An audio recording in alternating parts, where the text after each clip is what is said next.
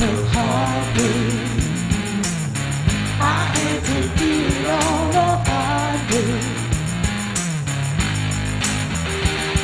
While other folks been working by the light of day. Buenas noches, señoras y señores, jóvenes de todas las edades. Bienvenidos a una nueva edición de Crisol de Cultura, el programa de la noche de los sábados en Televisión Ferrol. Saludos cordiales, como de costumbre, a todos cuantos nos siguen a través de Internet, con particularísimo afecto a nuestros espectadores, cuantos sean y de donde sean, de la geografía hispanoamericana. Y bien, a ver, se murió hace unos días Manuel Alcántara, malagueño, maestro de periodistas, digo como columnista mayor. Destilaba por igual literatura, la mejor literatura periodística, en los más variados registros. Por ejemplo, son memorables sus crónicas de boxeo, que desde mediados finales de los años 60 y hasta finales de los 70 del pasado siglo, escribió en el diario Marca. Hacia finales de los 50 dejó la redacción de Arriba, en gesto de simpatía y solidaridad con Ramón Gómez de la Serna, al que un director incompetente y brutote, pues le había recriminado que no escribiese seguido como todo el mundo. Es decir, lo de las greguerías el director de Arriba pues no estaba enterado. Sí, que escribiese seguido como todo el mundo. Esto es una literalidad exacta. Es decir, por cierto, yo tengo que decir que yo que tengo por Arriba, por el periódico Arriba, un particular afecto, por ejemplo, por las colaboraciones de teatro, de la crítica teatral de Torrente Ballester y tantos otros, bueno, pues ya se sabe que a veces hay, y este director, a saber quién, pues, en fin, el hombre decía estas cosas, ¿verdad? Porque el periódico Arriba, hay que decir, no es lo que nos ocupa ahora mismo, que ya sigo con el comentario sobre Manuel Alcántara, pero el periódico Arriba fue un modelo incluso de cierta modernidad. Las portadas de Arriba eran toda una fotografía completa, que, en fin, que es evidente que se correspondían con aquello. Pero, en fin, este director, a Ramón Gómez de la Serna, nada menos, lo entendía regular tirando a mal, ¿no? Y entonces Manuel Alcántara dijo, pues si Ramón Gómez de la Serna tiene que escribir todo seguido, yo seguidamente me voy. Y se fue con él, O sea, pero claro, de inmediato Emilio Romero, otro grande del periodismo de entonces, director de Pueblo, se llevó con él a Manuel Alcántara de inmediato. Pueblo, seguimos hablando de cabeceras de prensa, ya lo dije aquí mismo en otras oportunidades, era el periódico de los sindicatos de entonces, lo digo naturalmente para quien no lo sepa, de los trabajadores, por consecuente extensión, y seguramente el de mayor tirada en aquel tiempo, decenas y decenas de miles de ejemplares cada día. Creo que andaban por 400.000, 500.000, que hay que ver. Manuel Alcántara fue también un muy fino poeta, en realidad consecuente, del todo consecuente, en cuanto a cuánta y cuánta poesía rezumaban casi siempre sus propios artículos periodísticos. Un tanto inclasificable, hay que decir, a efectos generacionales, la verdad es que podría acreditarse como miembro tardío, un poco tardío de más, de la generación del 27, y en todo caso, lo que sí es verdad es que a mí me conste, nunca fue referido así con claridad en estos términos y con soltura bastante. Así que lo digo yo, lo dicen otros también naturalmente, miembro bastante tardío de la generación del 27. Conversador egregio, justo de sentencias, agudo de intención, erudito de metáforas, Manuel Alcántara fue un periodista de entero magisterio y un poeta, como digo, exquisito. Y me parece de honrar su memoria mencionando algunas frases suyas por sí mismas memorables. Ser hombre, escribió, es ir andando hacia el olvido, haciéndose una patria en la esperanza. No quiero estar en lo cierto, quiero buscar la verdad. Si alguna vez me la encuentro, ya no la podré buscar. Unas pocas palabras me mantienen, dijo, duda, esperanza, amor. La ilusión, si la he visto, no me acuerdo. Lo mejor del recuerdo es el olvido. Y escribió su propio epitafio, al que ahora ya le cumple, con estas palabras: cuando termine la muerte, si dicen a levantarse, a mí que no me despierten. Amigo hondo y frecuente de José Luis García, hay que decir que cada vez que viene José Polo, citamos a José Luis García, ¿estamos de acuerdo?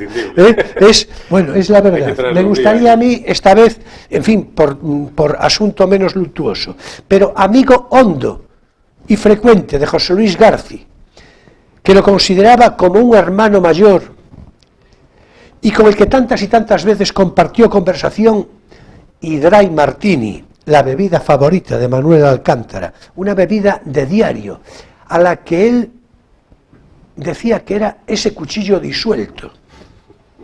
O sea, de una belleza, de una brillantez plástica extraordinaria. Estaréis de acuerdo, ¿no? En efecto. En efecto, en verdad, genial, lo del cuchillo disuelto, ¿verdad? Bien, y cuenta García que estuvo en la casa de Manuel Alcántara uno de estos sábados de abril últimos, 3 o 4 días antes de que se muriese. ¿Qué edad tenía, por cierto? 91, sí, y que lo encontró agotado, pero aún pudo ver el título que había escrito, La España necesaria, para un artículo último que ya no llegó a escribir. En realidad que ya no quiso escribir. Le dijo a García, porque García le dijo, ¿qué título más estupendo? La España necesaria. Y le dijo él, sí, pero ya no. Le dijo así. Pero la frase con la que ese día Manuel Alcántara despidió a José Luis García acredita de una parte su sentido del humor hasta el final, y a mí me parece, desde luego, una despedida personal del propio Manuel Alcántara, urbit et orbi. Le dijo lo siguiente a José Luis García: muchas gracias por venir a verme después de muerto.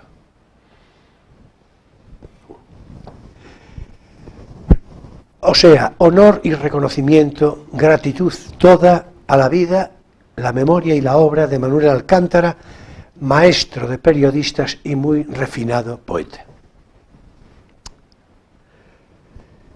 Y bien, hoy vamos a hablar de cine, que, en fin, ya lo anuncié la pasada semana. Más en concreto de un extraordinario actor, todo un referente histórico fundamental, que además todavía vive a una edad centenaria. Hoy vamos a hablar de Kirk Douglas. Y a este fin de conversación, naturalmente, nos visita hoy José Carlos Polo Rodríguez, José Polo, por decirlo en laconismo abreviado, y como por otra parte es más habitualmente reconocido.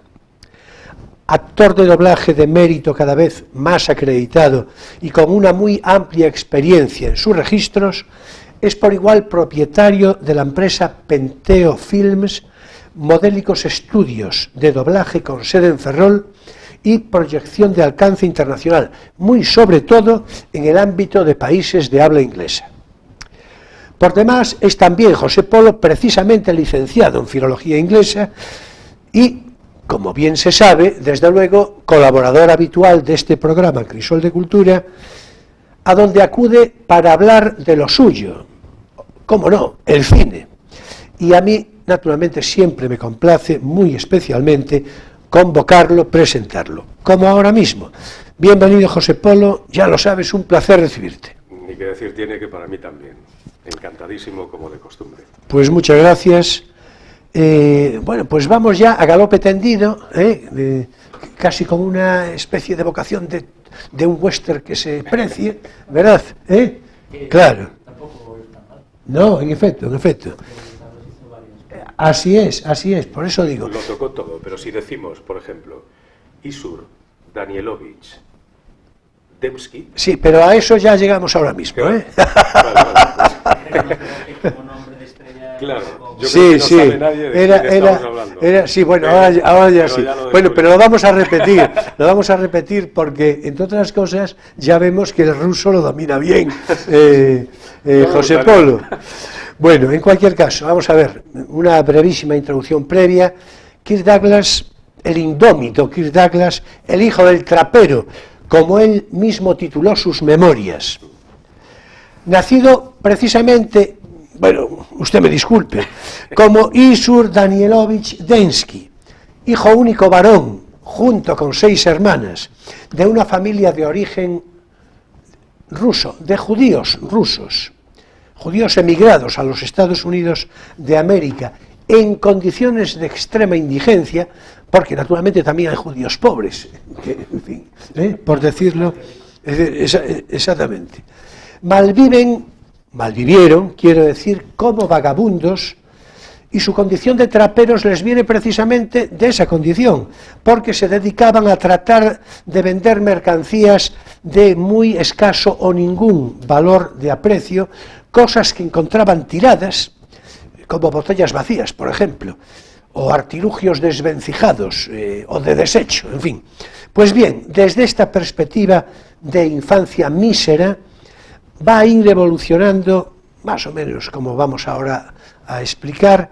Kirk Douglas, naturalmente, antes de ser este, es un hombre de acepción y de adopción.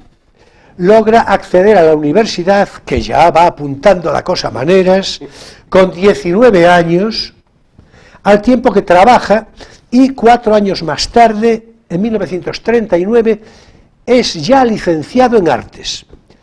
Acudirá poco después a la Academia de Arte Dramático, mientras se gana la vida como camarero, con algunas que otras anécdotas que seguramente podremos referir en el transcurso de la conversación.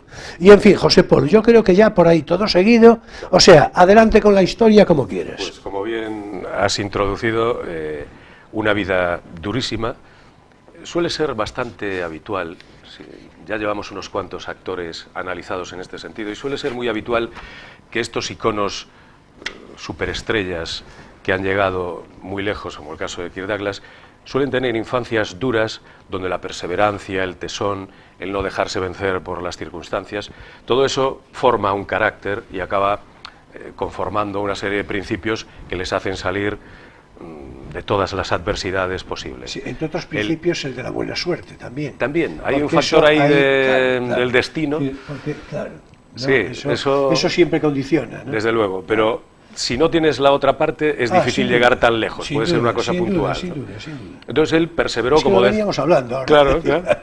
Como venías diciendo, perseveró, él quería estudiar, quería salir de esa pobreza mísera, de vivir en la calle, de ayudar a la familia. Quería salir de ahí, llegó a la universidad, se licenció en arte, siempre tuvo ese gusto por la interpretación, trabajó, incluso le pidió al rector, para poder aportar con su dinero, trabajar de jardinero en la universidad, para poder pagar los estudios también. Trabajó una temporada de jardinero en la universidad, pero bueno, lo consiguió el título. Ahí hizo sus primeros pinitos en el mundo de la interpretación. Bueno, es algo que le atraía, desde luego, pero en el año 42 toca servicio militar. Entonces lo llaman al servicio militar, él entra en la Armada, desde luego pues ese carácter que luego transmitió en las películas ya lo tenía, destacó muchísimo dentro de la Armada, estuvo en la guerra, en la sección de telecomunicaciones, se licenció con honores como alférez y toca volver. Vuelve a Nueva York, vuelve un poco al medio que le gustaba, que era el mundo pues, del teatro, la interpretación, empieza a tocar otra vez un poco eso que tanto le gustaba. Nueva York, disculpa, la ciudad que le atraía especialmente. Claro, era algo como Frank Sinatra con Chicago, Sí, es una cosa sobrenatural. Y ahí, estando en casa de una amiga, ve una revista, de Life, una revista, ve una modelo que le llamó mucho la atención porque además ya la había conocido relacionado con el mundo de la interpretación, había tenido pequeño contacto, que era Diana Dill. La conoció, bueno, empezó a salir con ella. Y la conoció algo más. Y la conoció algo más. Se casaron y de ahí, fruto de esa relación, nacieron 2 hijos. Uno, Michael Douglas, actor ilustre, actual, fantástico, heredando el talento del padre. Y Joel, que también, bueno, finalmente se convirtió en productor de Hollywood y hoy en día sigue siendo productor.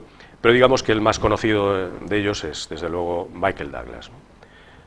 Bueno, se casa con esta mujer, sigue con el tema de la atracción por el mundo de la interpretación, y él tenía cierto contacto con una actriz icónica también de esa época, Lauren Bacall,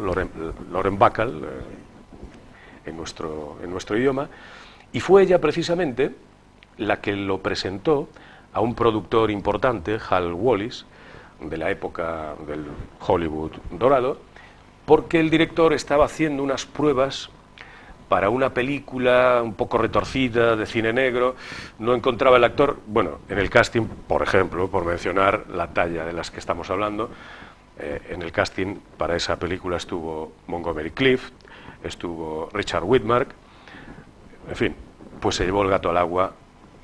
Lauren Bacall lo presentó, el director le hizo las pruebas, y efectivamente, dijo, este es el chico para la película. Sí, y disculpa, y el otro día decíamos tú y yo, en la conversación previa que al caso tuvimos, que una cosa rara, porque a Kirk Douglas le gustaban las mujeres, decir, sí, por la mañana, por la tarde y de noche. Es decir, entonces, sin embargo, con Lauren Bacall, nunca, decir, que se sepa, nunca. Sí, bueno, y tampoco que conste, eso ya será mucho más adelante, con Brigitte Bardot, cuando estuvo, que tiene su gracia, que se sentía particularmente atraído por la sensualidad de Brigitte Bardot, a ver quién no, pero es comprensible, ¿qué le vamos a hacer? Es decir, sí es sí. Claro. Pues no, bueno, con Lauren Bacall no tuvo nada, pero ella sí lo presentó y bueno, consiguió su primer papel en Hollywood, en una película que fue un exitazo, protagonizada por Barbara Stanwyck, que él hacía en la película del marido de Barbara Stanwyck. El partener de ellos dos en la película era Dan Heflin, muy conocido por la peli de Raíces Profundas, es el coprotagonista de Alan Ladd en Raíces Profundas. Y primera película, 1946, El extraño amor de Martha Ivers. Éxito rotundo. Este chico, ¿quién es? Los productores ya empiezan a ver qué pasa con este hombre, de dónde ha salido, en su primer papel, cómo puede destacar de esa manera. Acto seguido, al año siguiente, creo que exactamente en el año 47, otra película mítica con su gran amigo del alma hasta el final de los días, Burt Lancaster. Una película, a mí personalmente me encanta la película, se tituló, en español se llamó Yo solo me basto, en inglés I Walk Alone, del año 47, donde hace un papel retorcido Kirk Douglas de un productor que al final consigue un casino, el juego, el mundo un poco de Lampa, con un compañero que era Burt Lancaster. Burt Lancaster, por una serie de motivos, entra en la cárcel, está 6 o 7 años en la cárcel, y al salir ellos tenían un trato, un pacto de caballeros, de compartir los beneficios del negocio, pero cuando sale se encuentra con que Kirk Douglas se está quedando con todo e intenta eliminarlo. Entonces hay un duelo de titanes con actuaciones como nos podemos imaginar, magistrales. A mí es una película de cine negro que me encantó. Vamos a dejarla ahí, de sí, momento. La dejamos ahí. Vamos a dejarlo ahí. De este, yo creo que también podemos mencionar de este mismo año, 1900, por decirlo de paso, para ver cómo es el comienzo de este hombre, ¿no? Sí, no, una película que se tituló A Electra le sienta bien el luto, que el guionista era nada más y nada menos que Eugene O'Neill, que yo creo que dentro de la dramaturgia y dentro de guionistas de ese calibre, pues podemos hablar a la altura de Tennessee Williams o de Arthur Miller. Bueno, una película que también tuvo, digamos, una parte importante dentro de la interpretación de Kirk Douglas, que no era solo ese físico portentoso, sino que había mucho más, ¿no? Viene un año especial para él, que es el estreno del Ídolo de Barro. Donde... Sí, pero no, vale. Ahí ya no. Ahí no llegamos, vale. Ahora nos tiene que decir algo, Emilia. Perfecto. A ver, iba a decir que echando la vista un poco atrás, por donde ya transitamos, ¿no?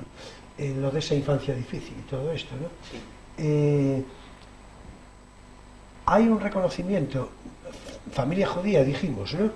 Bueno, pues hay un reconocimiento formal, porque eso lo dijo él, digo formal porque es que lo dijo de manera explícita, como él, a aquel periodo en el que se dieron toda esa serie de circunstancias de voluntad, de capacidad de superación y tal, tenía que ver con el llamado concepto judío, la reparación del mundo.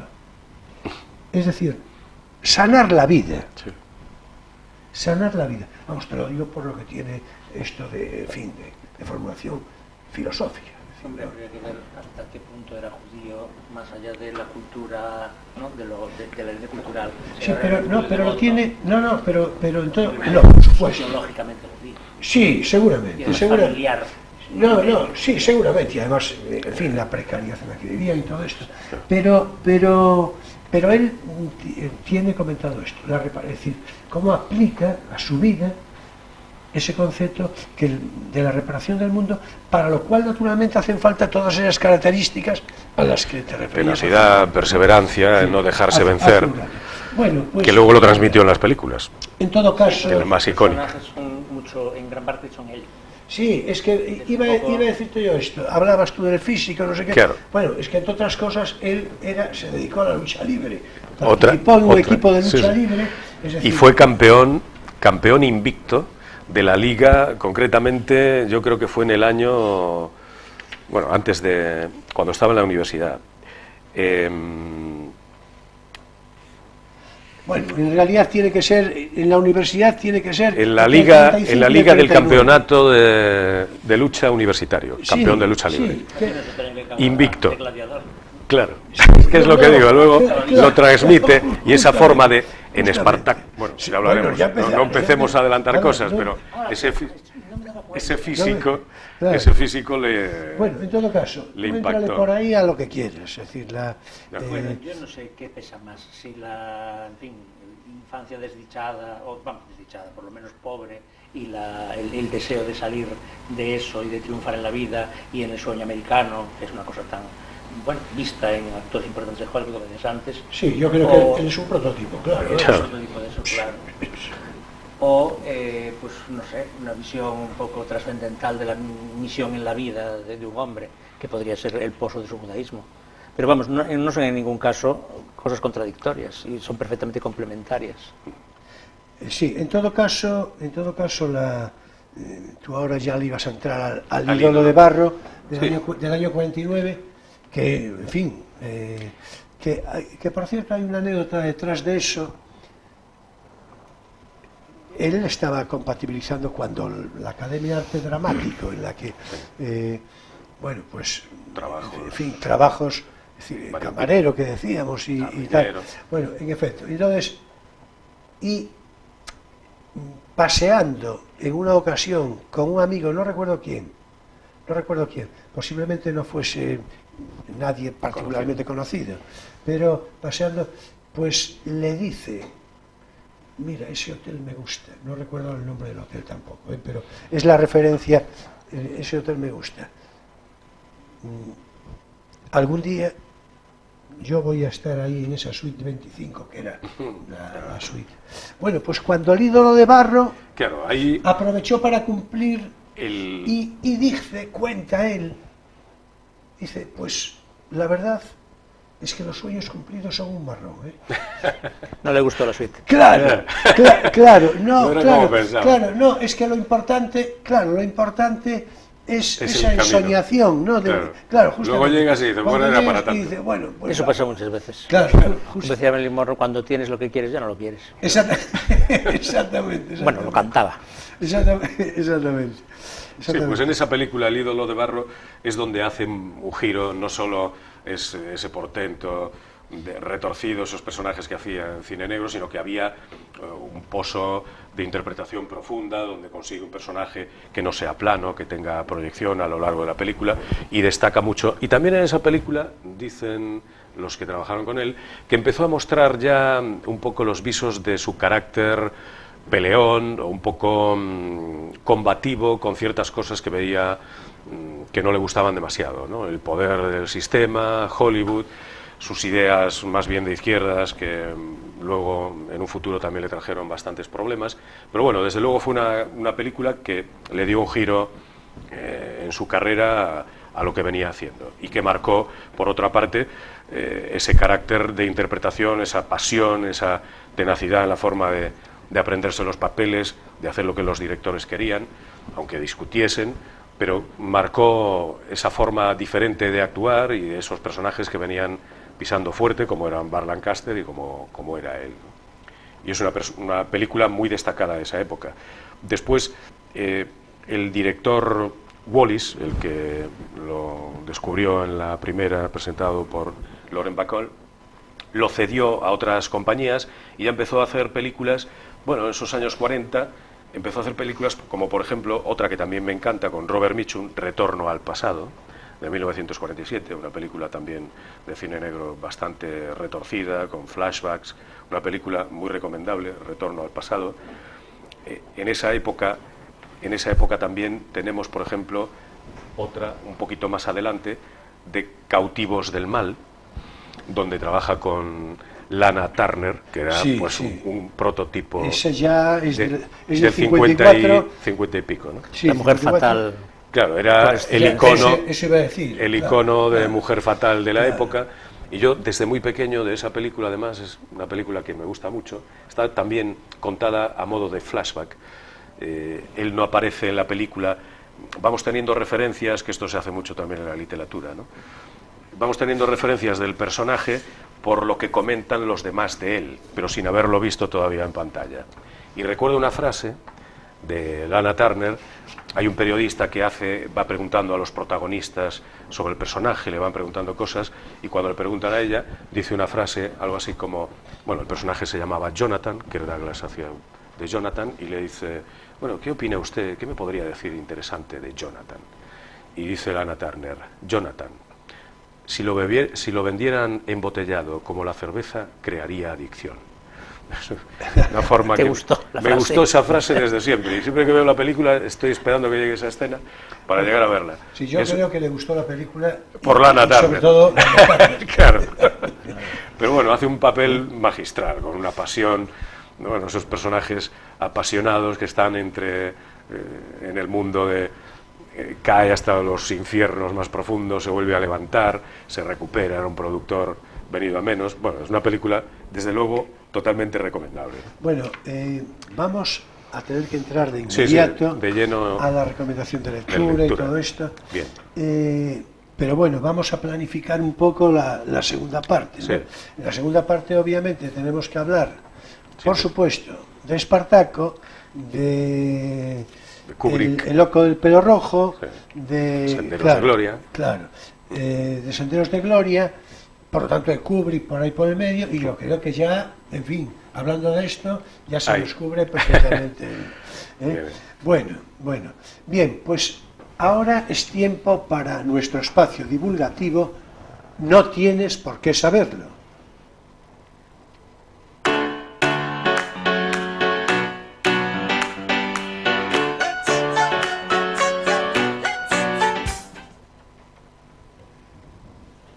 Bien, Hoy en nuestra recomendación de lectura, la verdad es que suelo saberlo, pero hoy no sé qué nos trae Emilio, con lo cual estoy yo entre intrigado y, en fin, y con el estímulo de que es una lectura recomendabilísima, seguro. Así que adelante. Pues no es precisamente porque venga él, pero tiene que ver con el cine, porque el libro se llama Orfeo, de Orfeo a David Lynch. Entonces sí. Es un libro común, o sea, son una serie de artículos de especialistas, pues unos en historia antigua, otros en mitología, otros en religiones del Mediterráneo, otros en cine, otros en literatura. Pues es muy atractivo eso. Sí, claro. Y cada capítulo trata un aspecto de la permanencia constante del mito de Orfeo desde los orígenes griegos hasta precisamente Lynch, claro, que es el último que aparece en el libro. Entonces, pues aquí aparece el conocido mito de Orfeo y Eurídice, que es el que vehicula toda la fama y la posteridad de Orfeo como el cantor tracio de trágico final.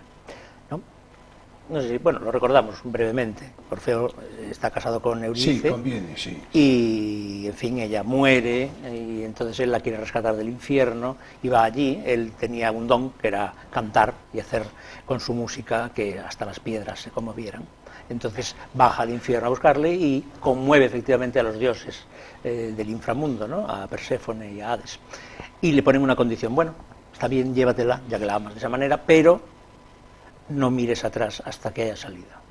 Entonces, pues él va delante y ella va detrás, camino de la salida del infierno, pero en el último momento, la debilidad, la duda, la desconfianza, le hace girarse a ver si ella está allí, y en aquel momento ella muere por segunda vez y definitivamente, y ya nunca más. Él queda muy tocado, por como es natural, y según tocado psicológicamente, sí, no, nada que ver con la música. No, la música tiene que ver, porque él seguía tocando la lira y haciendo esa música que amansaba las fieras. Era un mal chiste. Pues nada, pues lo ignoré totalmente. Y cuando decía la tragedia final es porque efectivamente él sigue ahí colgado de Eurídice y de su amor imposible, y no hace caso a las mujeres, y entonces las mujeres tracias, que eran unas bacantes furiosas, pues en una de estas lo cogen y lo despedazan por desdeñarlas y tiran los trozos al río, y la cabeza de Orfeo se dice que fue cantando hasta una isla donde se convirtió en el típico héroe oracular y tal, que se consultaba y tal. Por cierto, disculpa, aprovechar para decir que con esta recreación mitológica que nos está ofreciendo Emilio, seguramente no tengo necesidad de estímulos mayores al caso, pero desde luego cualquiera de ustedes, cualesquiera de vosotros, no haya pasado por visitar páginas de la mitología grecorromana, que es la que nos concierne más de cerca, que no deje de hacerlo, porque eso es una maravilla imprescindible para el reconocimiento de la historia y del hoy. Aquí, en fin, lo interesante de libros como este es que precisamente prueban que la mitología es tan actual, claro, como eso siempre. Por eso como siempre. Es decir, no es una antigualla y de hace 4000 años, sino que está presente, pues, se repite. Claro, de una manera inmediata en la cultura griega, pero es que después en sus herederos romanos, pero es que después en los medievales, y después en el Renacimiento, y después. Entonces, el libro este lo que hace es repasar un poco, pues, desde las conexiones de Orfeo, el mito de Orfeo, con el orfismo antiguo, que es una religión que entra tardíamente en Grecia, y más bien de tipo oriental, y que introduce el tema de la transmigración de las almas y estas cosas, que tiene influencia en Pitágoras, que tiene influencia en Platón, hasta después pues el personaje de Orfeo en la literatura o en la ópera. Hay que recordar que la ópera prácticamente empieza con él. Sí. Es decir, la fábula de Orfeo de Monteverdi y el Orfeo de Gluck son las primeras óperas importantes después de, en fin, las pocas que hay antes de Monteverdi. Bueno, el libro sigue, pues eso, pasando por la literatura y por supuesto Rilke, los sonetos a Orfeo, y remata precisamente, como indica el título, en David Lynch. El último capítulo, antes de un epílogo que hay, que es una especie de narración un poco surrealista, donde aparece Lynch, David, como protagonista junto con Kennedy, bueno, un montón de gente, pero el último capítulo, antes de ese epílogo, es precisamente el mito de Orfeo en el cine. Entonces ahí atraviesa, pues, las versiones, primero la trilogía de los Orfeos de Cocteau, de los años, no sé, 40 será, o 30, 40 por ahí, y después, por supuesto, el Orfeo Negro, que todos recordaremos, aunque solo sea por la canción de Jobim y de Vinicius, ¿no? La de Así es. Tristeza no ten fin. Felicidad sí. Casi un te poquito exhorto a que la cantes. pesimista, sí. Sí, no. Y después acaba, bueno, acaba no, pero pasa por Vértigo, por supuesto, la película más órfica de todo el cine, y acaba pues con Lynch. O sea, un libro que es raro que haya alguien a quien no le guste alguna cosa. Si no es el capítulo del cine, será el capítulo que trata de la literatura, o la ópera, o el Orfeo como representación anticipada de Cristo y como prefiguración de la bajada a los infiernos. En fin, es un libro muy interesante por muchos motivos. Bueno, dicho queda, en todo caso, lo de Vértigo que acabas de citar, yo creo que es la película inacabada por excelencia. Es decir... Pero es así, lo que sí, quiere claro. el protagonista a es eso que me vuelva ella de entre los muertos. De hecho, aquí se estrenó como eso, de entre los por eso muertos. Entre los muertos. Sí. Y lo que hay es ese juego entre la ficción, la ilusión, lo imposible y el delirio, literalmente. Sí, y qué difícil...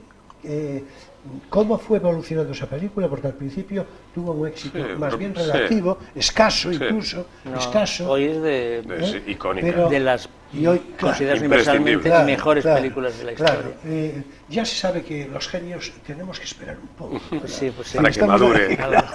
Bueno, el libro está editado en una editorial un poco minoritaria, pero bueno, es Escolari Mayo y es un reciente, pues del año 15, decíamos. Escolari Mayo, el 15, de Orfeo David Lynch, Mito, Simbolismo y Recepción, ensayos ficcionales. Bueno, muéstralo por favor de nuevo a la cámara y ya, en fin, ya perfecto. Con ese medio zoom que nos hicieron ahí, muy bien. Todavía no. Bueno, pero bueno, ya lo hicieron. Ya. Vale. Bien, pues ya voy con el mío, que el mío es un libro precisamente de cine, pero bueno, ahora veremos por qué de cine, pero en realidad que tiene que ver con una referencia histórica, documental y mítica del antiguo oeste americano. Enseguida os va a sonar de qué se trata. Eso sí, el libro que se vaya a aguantar ya lo veo yo un poco más complicado. Pero bueno, venga con el zoom, la verdadera historia, a ver ese zoom, bien presentado ahí. Nada, no aparece el zoom, pero ha de aparecer. Bien, la verdadera historia de Billy el Niño, escrito por Pat Garrett, o sea, escrito por precisamente quien lo mató. Con lo cual uno puede sospechar, puede sospechar un poquito de lo verdadero de la historia. Bueno, ¿no? pero ahora si me permitís ya voy a hacer yo un comentario de eso, precisamente de eso. A ver, realización, si le echa ahí un zoom a propósito, cierto, creo que ya lo tenemos, perfecto, ya lo tenemos. Creo que era en La Codorniz que una vez leí un señor que había escrito La verdadera falsa historia de Brigitte Bardot. Me ha gustado mucho eso, de la verdadera falsa historia de Brigitte Bardot. O sea que bueno, las historias que no son la verdadera falsa historia. En efecto. Bueno, esto aparece con este título, como digo, La verdadera historia de Billy el Niño, de Pat Garrett. Está escrita, hay que decirlo, en colaboración con un amigo de Pat Garrett, que era por entonces reportero del New York Herald, Ashun Hudson, en fin, más o menos. Y fue publicada por primera vez en el año 1882, justo un año después de que el sheriff Pat Garrett matara a Billy el Niño. Pasa por ser, en todo caso, la biografía más autorizada de William H. Bonney, que así se llamaba Billy el Niño, su nombre propio. Esta edición, la que muestro, la que recomiendo, corre con una muy, y esta es un poco la clave de todo, con una muy pertinente introducción de J.C. Dykes, profundo conocedor de la historia de Nuevo México y a la vez biógrafo del propio Billy el Niño a través de un texto publicado en el año 1954. Explica aquí, en esa introducción interesantísima, J.C. Dykes, que ¿qué es, a su juicio naturalmente, lo verificable en la historia escrita por Pat Garrett? ¿Qué es lo probable? Y finalmente, ¿qué lo inverosímil? Con lo cual, ya tenemos ahí un poco Sí, de autocrítica. En efecto, ¿qué era lo que quería decir? Bueno, seguramente no descubro el Mediterráneo, ni tengo esa pretensión, pero fue Billy el Niño. Había nacido en 1859 y muerto, porque lo mató Pat Garrett, en 1851, o sea, con 22 años. Ahí hay algo que no cuadra, ¿eh? A ver, volver a las fechas. 1859 a 1881. 81, sí. Claro, sí, sí. El pistolero más valiente y temido de la guerra del condado de Lincoln en Nuevo México. La guerra del condado de Lincoln, posiblemente, para quien no lo sepa, lo digo, fue una encarnizada lucha violentísima y sangrienta entre facciones rivales a campo abierto. Aquello era tremendo.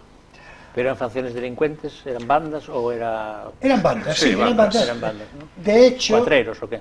Sí, sí, de hecho, Billy el Niño tenía una banda, y los protagonistas principales, sin demérito de algún otro que también descollara, pero fueron precisamente Billy el Niño y Pat Garrett.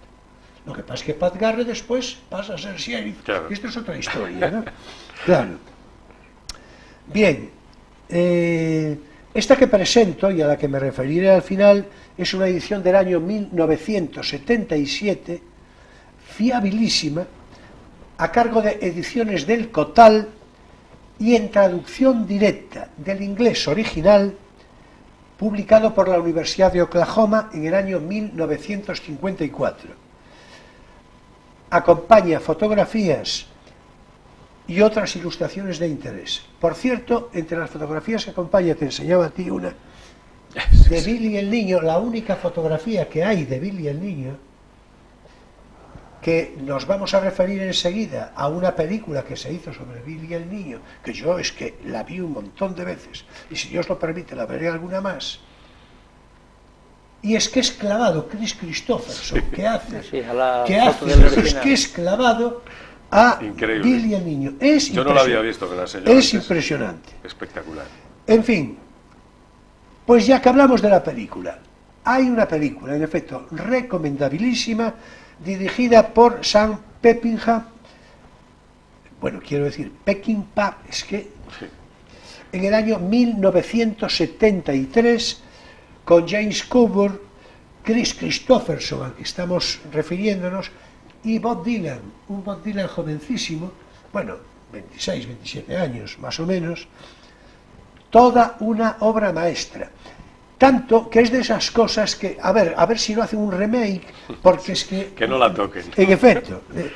¿No hay por ahí una balada de Pat Garrett y Billy the Kid? Sí, también.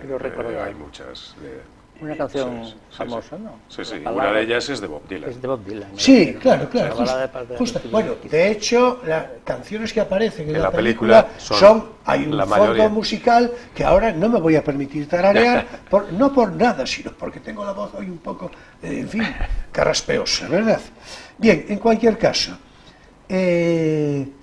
Pat Garrett y Billy el Niño, este es el título de la película, Pat Garrett y Billy the Kid, en el título inglés. O sea, que ya veis qué bueno soy. Hoy os recomiendo doblemente, en la misma libro y película. Bueno, es decir, es que de verdad nunca me lo agradeceréis bastante. Perfecto. Es decir, justamente. Hacedme caso, procurad comprar este libro, o en su caso otra edición, leedlo cuanto antes, porque os va a encantar. Es posible que no haya otra edición, ¿eh? Puede que no, porque es un poco rarito, hay que decirlo, claro. Yo no pensaba decirlo, pero ya que en fin, es verdad. Y de la película, ya os estoy diciendo, vais a repetir seguro como yo mismo, la veréis varias veces, pero con seguridad. Es que es una película sangrienta, naturalmente, pero es muy complaciente, quiero decir, y ya no digamos en el lenguaje del cine. En fin, ya digo, yo la vi una docena larga de veces. Así que, la verdadera historia de Billy el Niño, de Pat Garrett, una lectura, yo diría que casi obligada, y desde luego para este tiempo de primavera, que ya tenemos el verano ahí al lado, y yo creo que es hasta psicológicamente estimulante. Ah, por cierto, y además en vísperas de elecciones, desde luego, si tenéis oportunidad, os sumergís en la lectura de la verdadera historia de Billy el niño. No se puede decir nada, que estamos en periodo de reflexión. Sí. Que reflexionen. Sí, no, pero en esto quiero decir, ¿verdad? Sí. En fin, que por lo tanto, la verdadera historia de Billy el niño de Pat Garrett. Y hasta aquí nuestro espacio divulgativo, no tienes por qué saberlo.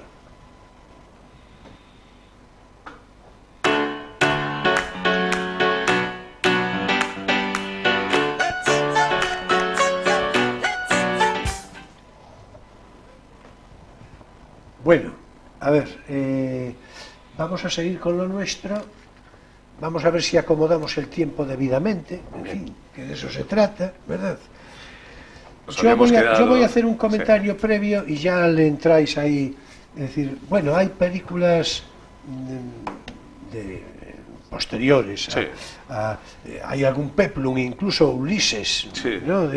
Sí, con esa faceta de gladiador, de luchador, hizo un poco de todo, ¿no? Pero el Acto de amor es la película con Brigitte Bardot, precisamente, a la que me refería. Lo de la verdadera falsa historia. Y hay que decir una cosa, porque, en fin, que vaya a ver Kirk Douglas este programa, es que es imposible. En fin, por definición. Pero yo, en fin... Tú saludado de todas maneras. Lo saludamos por si acaso. Bueno, un abrazo de toda admiración, naturalmente. Y gracias por momentos tan deliciosos que nos has hecho pasar. Por supuesto. No, iba a decir, digamos, a mayor gloria de su biografía, que él cuando vino a París, bueno, a Francia, se quedó prendado de Francia. Claro, seguramente por oposición a lo habitual en Estados Unidos, lo que representa la France, ¿no? Es decir, y París en concreto, conoció a Brigitte Bardot, que se quedó, en fin, pues como uno se queda con Brigitte Bardot. Yo creo que incluso se puede decir que a día de hoy. Y en todo caso, aprendió francés inmediatamente, es lo que quería subrayar. Pero bueno, como si fuera un curso acelerado. Pero resulta que a día de hoy, bueno, supongo que también a día de hoy, pero en todo caso es que él dominaba el francés con gran soltura. Es decir, fue una cosa, en fin, fue como una revelación, lo cual, pues yo creo que también coadyuva a reconocer su personalidad y en efecto. Bueno, hay que decir, lo voy a decir y ya adelante vosotros, ¿no? Kirk Douglas pronto, enseguida, empieza a hacer de productor independiente, pone una productora en marcha a la que le pone el nombre de su madre, Bryna Productions, Bryna, en homenaje a su madre, y a partir de ahí, bueno, pues hay una serie de películas y de biografías y de tal, a las que nos vamos a referir. Yo os ruego que reparéis sobre todo en Espartaco, ya lo decíamos hace un rato, en Senderos de Gloria. Y bueno, la que yo creo que también inicia en estos años, en El Ojo del Pelo Rojo, claro, que yo creo que ahí es donde la crítica ya, el personaje que representa... Bueno, pues empieza por donde quieras, y tú sigue por donde te parece. Hay ese giro, ¿no? En el año 56, El Loco del Pelo Rojo, con Anthony Quinn también, interpreta el papel del pintor de Van Gogh, y ahí la crítica ya se rinde a sus pies y ya obtiene incluso un premio al mejor actor del año en el Círculo de Críticos de Nueva York, con lo cual ya no solo es ese actorazo que ha venido demostrando a lo largo de todos estos años, sino que va más allá, profundiza en ese tipo de papeles difíciles, con esquirlas que no son lineales, que tienen altos y bajos, en un papel además bastante emotivo y profundo, que era el del pintor, con toda su biografía tan curiosa, y desde luego alcanza un éxito que le hace estar en la cima como gran actor, no solo como portento físico, actor guapo, sino que además era reconocido por la crítica mundial como un actor fuera de serie y con unos tintes dramáticos importantes. Después, un año después, tiene otra peli que yo creo que podemos mencionar así de paso, con otra vez su gran amigo Burt Lancaster, Duelo de Titanes, que es sin duda. Es otra peli. Permíteme que haga un comentario, porque si no después claro. se nos va lo del loco del pelo rojo. El loco del pelo rojo yo creo que lo has, en fin, explicado perfectamente. Yo quiero aportar la curiosidad de que, en efecto, fue unánime la consideración de la crítica respecto al protagonismo estelar de Kirk Douglas, salvo, y esto lo digo desde una consideración simpática, pero que fue cierta, de su muy buen amigo John Wayne. En una ocasión, te lo conté el otro día, en una ocasión John Wayne, precisamente por aquellos días, por homenajes que le hacían por la película de Loco del Pelo Rojo, asistió John Wayne.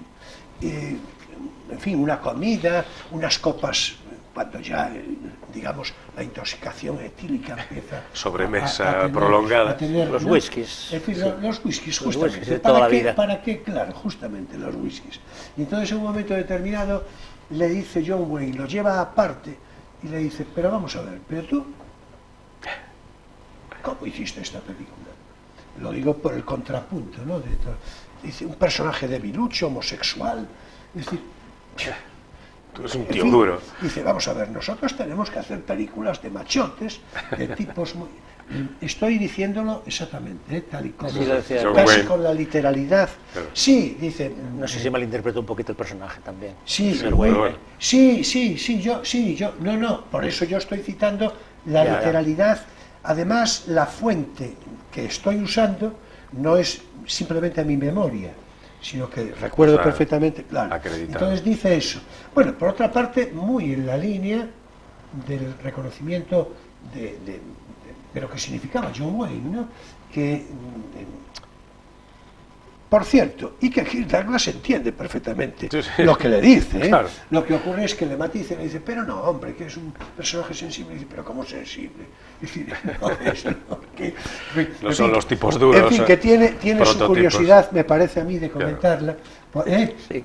¿Verdad? Porque tiene su curiosidad, porque fue el contrapunto. Así que venga, Duelo Desde de luego, Titanes. ahí en Duelo de Titanes, Gunfight at OK Corral, que es el famoso duelo del tiroteo de OK Corral, con Kirk Douglas haciendo de Doc Holliday y Burt Lancaster de Wyatt Earp. Bueno, yo creo que hay que mencionarla. Esta es para disfrutarla, lo que dices tú, sentarte una tarde Esa sí que hay sin un remake, prisa. ¿no? Sí, es del duelo de OK Corral. Dos, yo creo que por lo menos que me vengan así de golpe 6 o 7 fijo. Sí. Pero bueno, no de este calibre. dos. Yo creo que la mejor o de las mejores esta versión. Original. Sí, esta versión desde luego. La chica de la peli es Rhonda Fleming, que también en su momento era una actriz reconocida y con mucho éxito.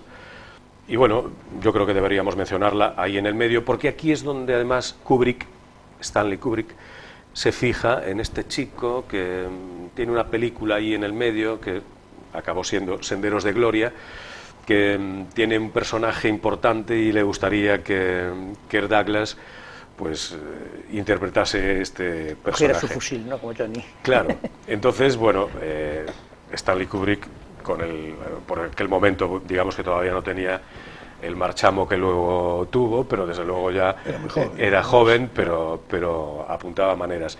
Una película en la que también, como decía Julio, con su productora él participó en muchas producciones o colaboraba con una parte. Sí, bueno, hasta el punto de que en el caso de Senderos de Gloria, a Kubrick le dice: esta película no va a tener espectadores, no va a tener éxito comercial ninguno. Dice, pero la vamos a hacer. Sí. Y él aportó también una buena cantidad con la productora Brina. Bueno, hay que decir que Senderos de Gloria evoca una circunstancia del ejército francés en su guerra con Alemania durante la Primera Guerra Mundial, en fin. Sí. Y que es una película pacifista, y las películas pacifistas siempre han hecho menos dinero que las películas de guerra. Claro. Sí, eso es algo que se sigue repitiendo. Tiene que ver con la naturaleza humana, y no sí. quiero ponerme pesimista, pero es así. Es así. Claro, no, descriptivo. ¿No? Descriptivo. Pues sí. Claro. Pero bueno, esta fue, digamos, el contacto... Que fue una película, prohibida sí. en muchos países, ¿eh? Sí, por la parte... Prohibida. Sí, porque, claro, no interesaba el mensaje. Claro. El mensaje, como dice Emilio, pues todo el tema pacifista en una guerra no encaja demasiado bien, y sobre todo pues sectores, tal como estaba en ese momento en la política, que siempre está un poco por el medio. Sí, y una visión crítica también de los propios, Claro. que va contra la épica del orgullo y el patriotismo de la guerra. De la guerra y del patriotismo. Claro. Pero en todo caso, desde luego, la colaboración Kubrick-Kirk Douglas fue el germen, el inicio para lo que ya sería, yo creo que Venga, todo el mundo creo que coincide, la obra cumbre de Kirk Douglas y una de las mayores de Kubrick, desde luego, que es Espartaco. Por supuesto. Espartaco, la historia del esclavo que se rebela y que se convierte en el líder de una forma épica y casi sin querer escogida por todos los compañeros, con un final trágico desde luego, pero que es el símbolo del oprimido, de la lucha por salir que se rebela contra el poder. Que se rebela contra el poder. Bueno, una película, por otra parte, desde esta perspectiva actual, a lo mejor lo dejamos pasar, pero no deberíamos. Un reparto, el reparto de esa película, por supuesto, es claro, sobrenatural. Claro, o sea, es que claro, ahí tenemos, claro, yo creo que de las pocas películas donde coinciden Charles Lawton con Peter Ustinov. Sí, que sí, son sí. unos físicos, lo digo porque y son Laurence unos Olivier, físicos, bueno, Laurence Olivier, ¿no? Pero por los físicos, Jan Simmons, Jan ¿no? Simmons, Claro. Peter Ustinov, Claro. Laurence Olivier, tenemos Tony a Tony Curtis, Curtis, John Gavin, bueno, y Ese no lo conozco. bueno, ese Hay que que hacía de decir que es Julio, del año el de Julio 60. César, el que hacía de Julio César.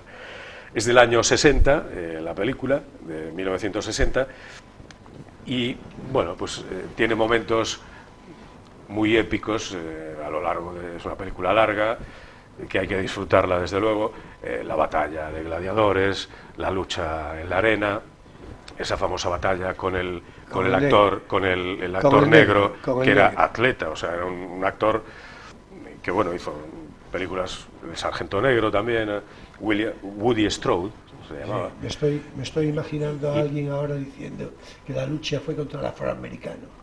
No, claro, Sí, era andará, el poderoso, era un físico, era un físico portentoso que todos andará. y era el espectáculo, claro, era lo que era, Bueno, un combate por cierto, de que me gladiadores. parece que no lo dijimos, y esto de cara al espectador es importante, al espectador que no lo sepa, la película en realidad, en principio, iba a ser, bueno, comenzó a ser dirigida por Anthony Mann. Sí. Duró unas semanas, yo te decía un par de meses escasos. Yo creo que escasos. Yo creo que ni eso. Ni eso. Es decir, unas semanas. Perdón. Por cierto, perdón, ya que digo perdón, digamos doble perdón, porque hace un rato, lo habréis advertido, pues tuve un amago de estornudo, que estas cosas ya se saben, ¿no? Y bueno, traté de disimular todo lo posible, pero Bueno, me parece recordar que la cámara me estaba marcando... Es implacable. Sí, me estaba marcando muy de cerca.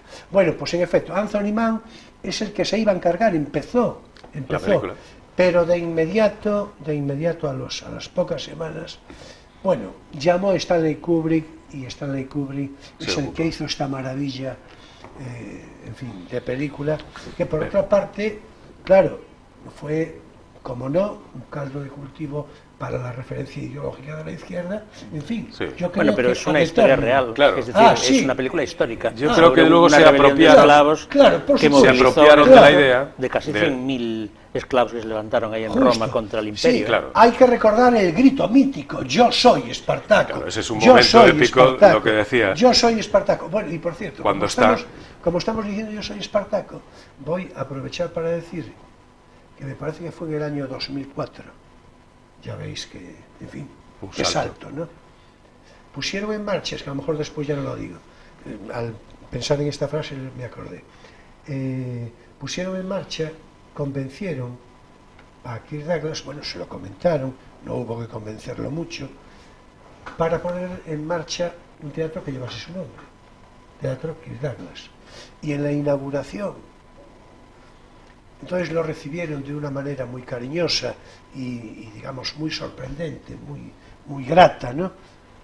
Y con yo soy Espartaco, ¿no? Y entonces él dijo, yo soy el verdadero Espartaco. Claro.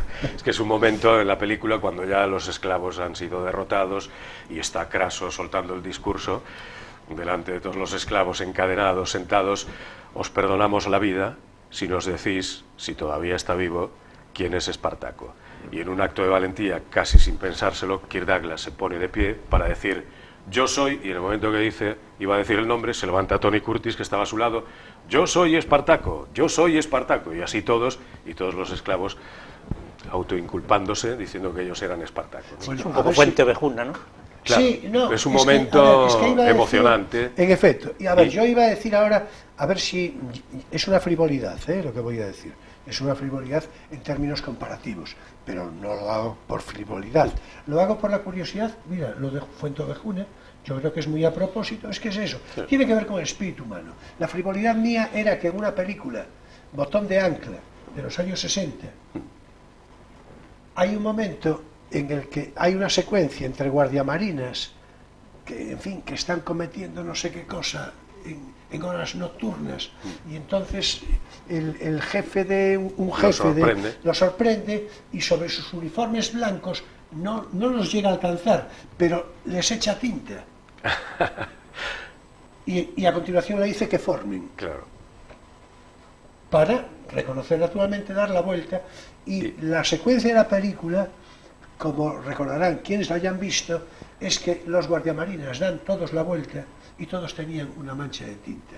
La cosa se quedó ahí, ¿no? Claro. Bueno, eso pues es un reflejo de Espartaco. Sí, sí. Eso es evidente. Eso pasa cuántas veces en el colegio, el profesor: ¿quién ha hecho la travesura? He sido yo, no, he sido yo, y se levantan 5 o 6, y ese yo creo que es un momento épico. El chileta que decíamos de la clase. Claro. El chileta, bueno, pues ese proporcionalmente son los menos, ¿no? Claro.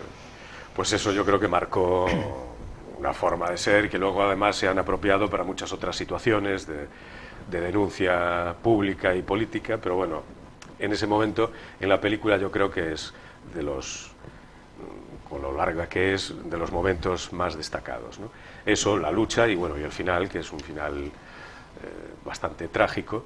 Porque la historia acabó mal. La historia acabó, claro, está basada en una historia real y bueno, es lo que... Si fuera una ópera del 16 le daban 17, un poco de maquillaje. Le cambiaban el final, porque en Orfeo, en la fábula de Orfeo, por ejemplo, cuando ella muere por segunda vez y él se queda ahí hecho polvo, entonces aparece el amor y triunfa el amor, y el amor la resucita y son felices para siempre. Claro. O sea que no tenían ningún problema.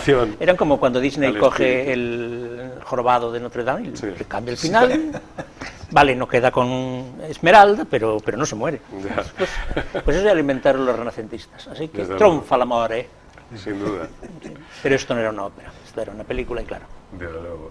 Esto también decíamos antes, hablando del tema político de Kirk Douglas, que siempre tuvo pues un talante de izquierdas, que muchas veces se apropiaron de sus ideas o de ese talante que tenía para ponerlo como símbolo de esa política, y él, dicen que la caza de brujas que había transcurrido a lo largo de tantos años, había muchos guionistas y muchos escritores que escribían con seudónimo para no descubrirse, y él está un poco como el icono que marcó el momento en que esa caza de brujas desaparece, exigiendo que en los títulos de crédito apareciese el nombre real del guionista, que se llamaba Dalton Trumbo, y que apareciese escrito con su nombre al final, para que se dejase de perseguir a la gente por sus convicciones políticas. Y bueno, le dio un poco echar más leña al fuego para apropiarse de ese carácter. Sí, no, además hay que decir que Dalton Trumbo, por entonces... Ya hablamos de una vez de él, yo creo, aquí en el programa, ¿no? Quizá lo referenciamos más o menos. Sí. Hay que decir que Dalton Trumbo, que era un guionista de particular mérito,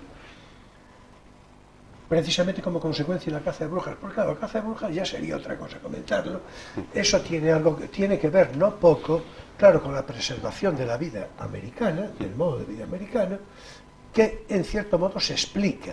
Quiero decir, otra cosa es la reacción histérica, justamente. Pero casi siempre ocurre con estas cosas. Siempre hay un fundamento real, pero claro, cuando se saca de quicio se delira. Claro, se entra en... pero es que hay situaciones extremas que la posibilidad de que se saquen de quicio es mucha. Esta es una. Veas el caso, ¿no? Entonces, porque además, por otra parte, como dijimos hace un rato, Kirk Douglas representaba también el hombre hecho la a sí mismo. lucha, el hombre hecho a sí mismo, es el prototipo. La afirmación del norteamericano, de la antropología del americano. Ese orgullo personal, ¿no?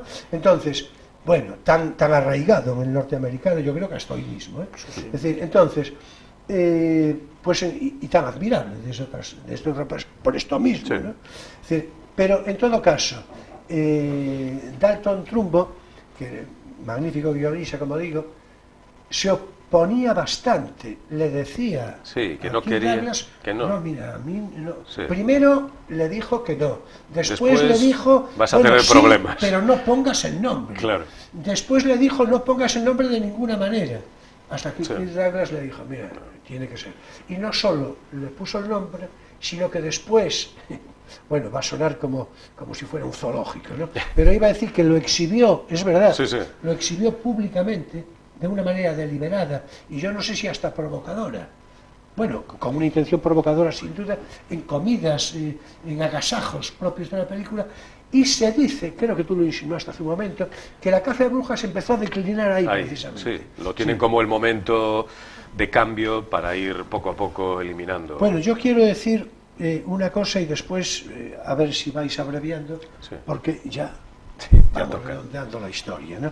Vamos a ver, quiero decir una curiosidad, y es que Kirk Douglas, que se mostró siempre muy crítico muy exigente con su trabajo, ¿no? Sin embargo, una sola película, bueno, seguramente alguna más, pero de una manera confesa, abiertamente confesa, tenía una película suya, favorita, por la que tenía una particular simpatía. Los valientes andan solos, que es un western del año 62, sobre el que llegó a permitirse decir de sí mismo, dijo, cada vez que la veo, digo, un Kirk tremendo. Sí, con lo cual, en efecto, con lo cual dijo, eso me parece cuando la veo, ¿no? Un Kirk tremendo. Bueno, pues me parece que todo esto redondea un poco. Bueno, después hay una serie de cosas más. Sí, tiene otra destacable también en el 67 con John Wayne, que también fue muy amigo de él hasta el final, de John Wayne. Sí, John Wayne Ataque al carro blindado. Ataque al carro blindado, bueno, otro western. Hizo muchos y desde luego esa pasión, esa energía que desprendía, al igual que Burt Lancaster, pues yo creo que les imprimía un carácter ya especial para esos papeles. Digamos que estaban el prototipo. Yo creo que cualquiera de nosotros, si echa la vista atrás y piensa en una película de vaqueros, inmediatamente le viene a la cabeza John Wayne, Kirk Douglas, Burt Lancaster, muchos otros que podríamos mencionar, pero esos tienen que estar. Por Ese cierto, carácter. El Día de los Tramposos, que no lo... El Día de los Tramposos, hay otra formidable también. Sí, desde luego, ya, bueno, digamos que a partir de Espartaco, claro, ese nivel estaba tan alto que a partir de ahí, pues las películas que vinieron después ya no tuvieron ese alcance de crítica de todos los sectores, no solo al que le gustan las películas de vaqueros o al que le gustan las películas de acción, ¿no? Hizo también cosas de televisión, algunas participaciones en televisión, y bueno, desde luego se mantuvo activo hasta muy entrada edad, y bueno, lo tenemos vivo. Todavía, y hace poco publicaba su nieto una fotografía con Kirk Douglas de camping, en un lugar que no especificaron dónde estaban, pero tumbado en una tumbona, con una mantita hasta aquí, participando de una tarde de picnic con su familia, a los 102 años, en efecto. O sea, en realidad un gran tipo, una risa magnífica, con algo más de 102, bueno, 102 años redondos, ¿no? Sí. La verdad es que es emocionante. Y hay que decir que además tuvo siempre, seguramente por referencia noble de su infancia difícil, una actitud caritativa en forma de donaciones, de actitudes, pero además muchas veces desde una generosidad anónima. Sí, sí.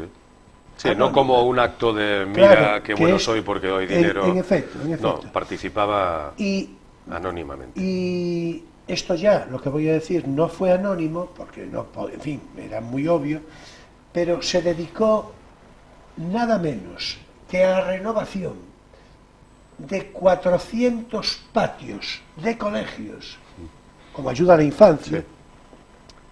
que, en fin, que le cambiaban el mobiliario, es decir, Sí, y lo renovaban. los iba a inaugurar él, no sé si todos, pero es fama que iba y que con Personalmente. cerca de 90 años se Sí. tiraba por el tobogán, lo cual ya, es decir, para Sí, sí. inaugurarlo, Sí, sí.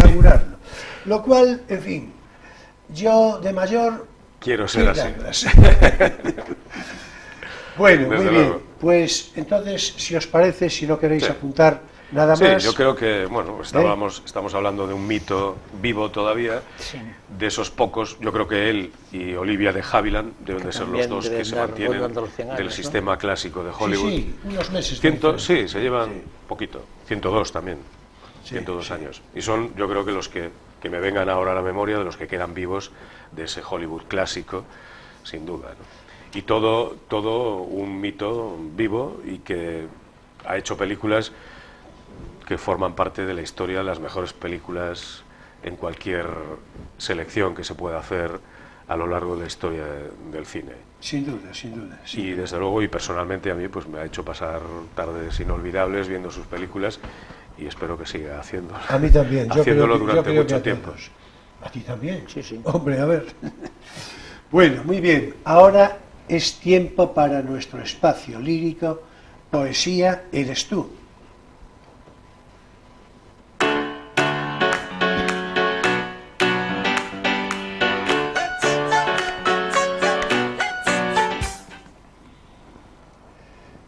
Bueno, hoy voy a leer un par de poemas cortos, pero con una introducción previa que parece imprescindible. Este día, en una librería de Ferrol, me encontré de una manera circunstancial e inesperada, tan circunstancial e inesperada como grata, con Miguel Carlos Vidal. Carlos Vidal, que es más conocido así. Ya lo cité en este programa en alguna oportunidad, porque entre otras cosas, además de que es un espectador asiduo del programa, hay que decir que Carlos Vidal es un sabio, pero vamos a ver, es un sabio con una experiencia de relación, amigo personal de Cunqueiro, por ejemplo, de Ramón Piñeiro, al que también conoció. Bueno, con Tomás Barros pone en marcha la revista Turuxio. Conoció también a Carballo Calero, naturalmente. Ansel Fole. Bueno, a ver, Carlos Vidal se dice poco, me parece. Entonces yo quiero subrayarlo muy especialmente. Por esto mismo, seguramente es una de las personalidades vivas más importantes del panorama cultural y particularmente literario de Galicia, lo cual quiere decir por extensión de España. Yo cada vez que le veo, pues tengo una gran alegría y aprovecho para decirle que venga a este plató al que yo le recibiría, bueno, le recibiríamos. También Emilio, que no le conoce, tú no le conoces, No, me parece, no. pero le recibiríamos complacidísimos, ya lo sabe él por otra parte, y bueno, a lo mejor cualquier día se decide a venir. En todo caso, siempre es muy amable, siempre tiene palabras para conmigo que yo le agradezco tanto y tanto, muy de veras, y para el programa.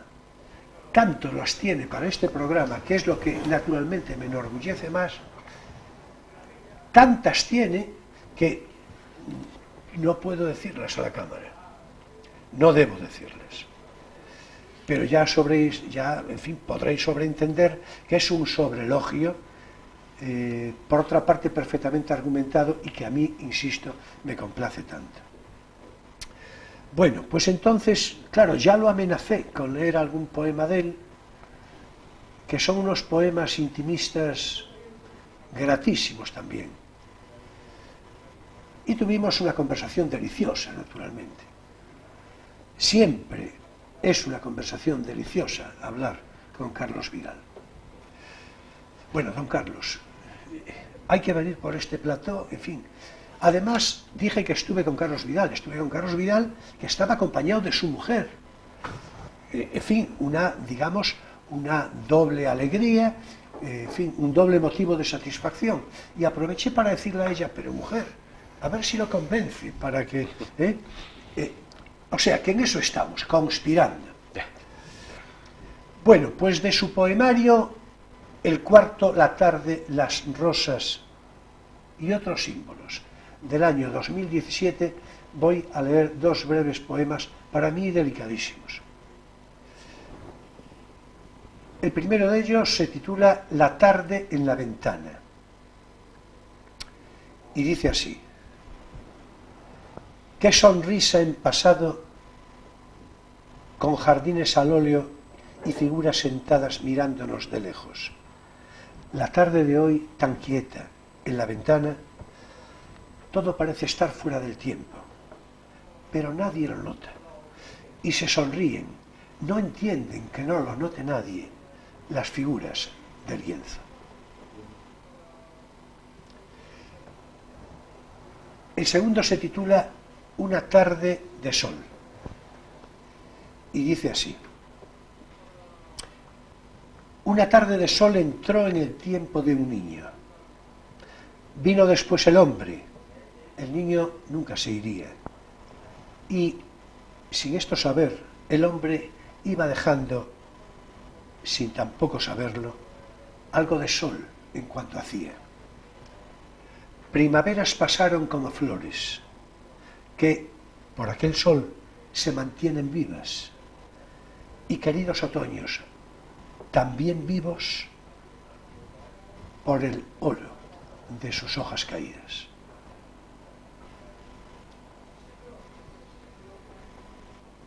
Y cuando ya el invierno entra en el tiempo del hombre ese, o niño todavía, aún la tarde de sol, aquella hoy canta, el hoy, desde el ayer, tarde querida. Versos preciosamente íntimos de Carlos Vidal. Y hasta aquí por hoy nuestro espacio lírico Poesía eres tú.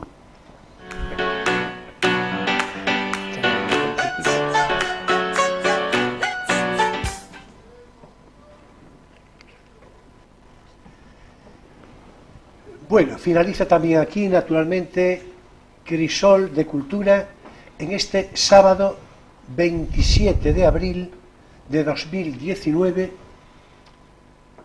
precisamente antesala, dentro de unas horas, mañana domingo, de unas elecciones a Cortes Generales, unas elecciones políticas, a mi juicio, comprometidísimas desde el punto de vista de la nación española, de España.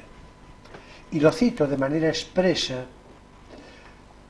porque la próxima semana, como se sabe, es un programa estrictamente cultural y claro está, naturalmente la cultura tiene, en fin, derivaciones inevitables en la conversación que pueden tener fácilmente lectura política. Incluso un poema, ya que de poemas hablamos. Bueno, pero sin embargo a mí me parece que es una hora difícil y complicada. Me lo parece a mí. Es evidente que a unas referencias ideológicas contendientes no se lo parece tanto. A algunas de ellas sin necesidad expresa de que yo diga quiénes son. Digo, aquellos que no les parece que se juegue España, nada. A mí sí me lo parece. Creo que se juega España mucho como nación. Entonces nuestro próximo programa pues naturalmente será una reflexión a toro pasado, ya con el resultado de las elecciones reconocidas. Y a partir de lo que determinen esas elecciones, pues naturalmente vamos a hacer una reflexión sobre la lectura política, social, económica y seguramente sobre todo histórica de España a partir de ese momento y como consecuencia de las elecciones. Como el interés es España, naturalmente los que vamos a participar estaremos movidos por una consideración de preocupación semejante.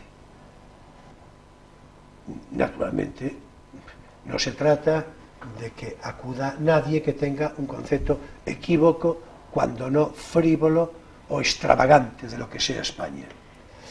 Bien, entonces vamos a participar, naturalmente, como siempre, Emilio Saldaña, Mariano Durán, que estaba previsto que viniera el próximo día 11, y acaso venga, pero a hablar de la antigua Roma, ya, en fin, ya será otra cosa.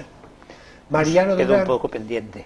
Claro, claro, sí, no, es que está, no, si lo teníamos previsto, sí. Pero, en fin, yo es que me fui poniendo intenso con esto de la proximidad de las elecciones. De hecho, tú te estás enterando ahora. Yo me estoy enterando ahora. Sí. Claro, es decir, es que yo hago las cosas así.